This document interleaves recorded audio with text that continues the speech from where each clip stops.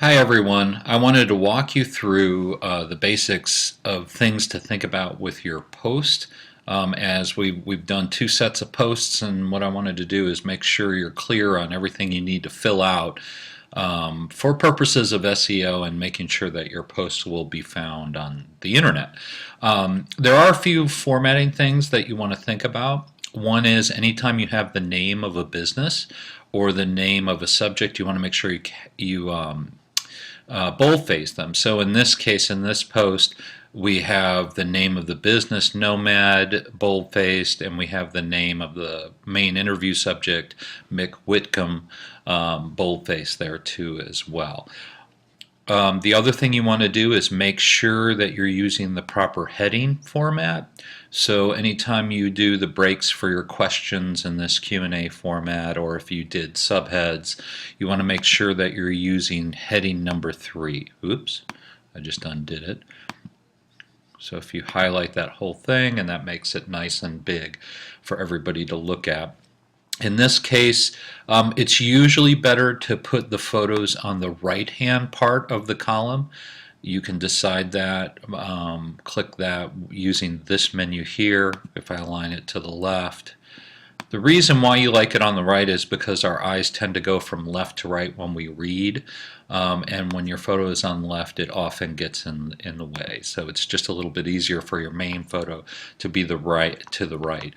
If you have a really large photo, I would put it in the center, and that way the text doesn't wrap around it and it goes on the top of the column. So those are a couple of formatting decisions that you can make. The other thing you want to look at is if you see the pencil, that allows you to edit details about the photo, such as the size, the caption, and that. So those are some things you'll want to put in there. Also, make sure you're giving credit for who shot the photo.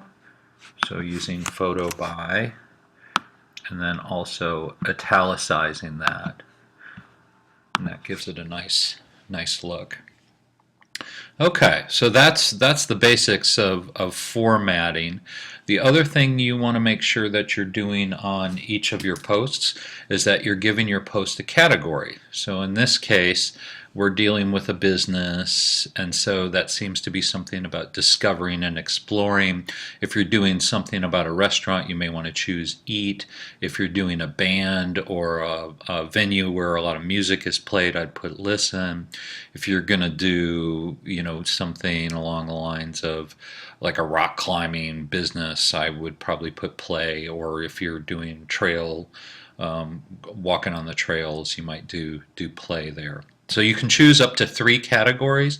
The reason you do this is that's our navigation menu. So that way we have our main screen, but if I click on Explore, then I get the list of all the posts that fit into that category. And so that one shows up there. In this case, we also had Discover, and it will show up in that list as well. So it's a way that people can find the content on our site. So you want to make sure that you're using those. Now tags are a little bit different. What you want to put in your tags are the proper nouns, the big proper nouns. So in this case I put Mick Whitcomb and Nomad. You typically don't want more than about 5 to 10 tags in a post. You can kind of go tag crazy. I wouldn't. One I might add to this, since we mention it, is First Friday Art Walk, and then I can add it. These are the kinds of things that you think people might search on in Google. So if they're trying to find out something about Nomad and Mick Whitcomb, you might even want to go as far as putting in downtown Springfield, because that might be a search phrase that people look for. Again, you probably don't want to go more than 10 tags on any post. The featured image can be the same as your main image in the in the post. What the featured image does, that's what shows up here on your main screen. So you always want at least one featured image in your post. It just makes it more visible. If for some reason you have no photo, every post should have a photo, especially if you're interviewing someone. So in this case, Anne Marie took a picture of him. That's what I would do. Just get in the habit of shooting a photograph to go with it. But if you're just doing some weird post that has no photograph at all, the one you can put is our placeholder for the featured image, which is this one.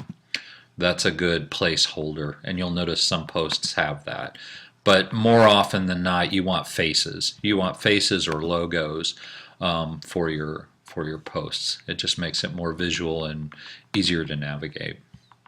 Okay, let's see. Now the last thing we want to do on our posts is the SEO window. Okay. Now you'll notice what this looks like. This looks a lot like something you would see on Google. So you have your main headline, you have the link, and then you have what's called the meta description. Now if you don't specify this meta description, it will take the first paragraph of your story. So if we say Nomad is that edgy boutique you may have seen on First Friday Art Walk, that may not be something that people search for. So what's better is to find something that you think will help people decide to click through to the story. So in this case, Anne-Marie handcrafted one that said, discover the story behind Downtown's Nomad, a sponsor for Art Walk. Mick and his wife Paige took their inspiration from Nomad from their many travels. Okay, so that's good. Choosing a keyword, you want to choose a single word that you think people will search upon. So in this case she picked Nomad, and this is just a check to see, make sure you've mentioned it in all the key places. So do you have it in your heading and title? This isn't mandatory, it's just a good guideline. So at the very least you should have your keyword in your headline and in your meta description. And again, this is what appears in Google. You can pretty much cut and paste this into your excerpt. You have a little more room on the excerpt. The excerpt is what appears on our front page. That's the little blurb. So you want to make sure you're always filling out the excerpt and filling out the meta description in your posts so that they don't just end up taking the first paragraph. Because a lot of times the first paragraph really isn't something that's going to help you decide to click through. So make sure that you're filling out all of those items. This is something we were going to go over in class, but because of the snowstorm it knocked us out. So I wanted to just post a short video on how to do that, and we'll see you in class soon. See ya.